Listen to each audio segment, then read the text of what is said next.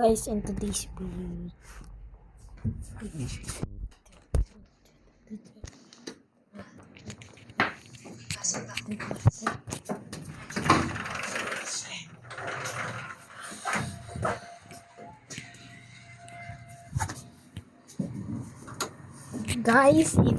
video, I'm gonna teach you how to chop tree.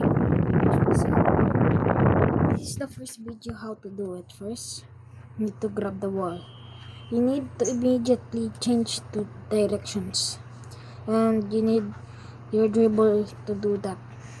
You need your dribble to up and change your direction immediately. It's hard to explain, but let me show it to you. See?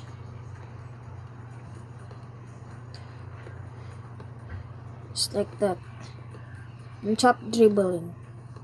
This good for dribbling. Just like this.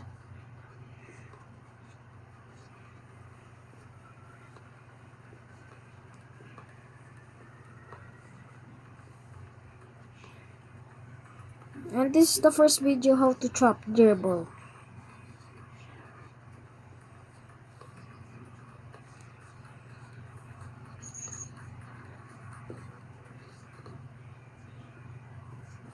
Just like that. And elastico.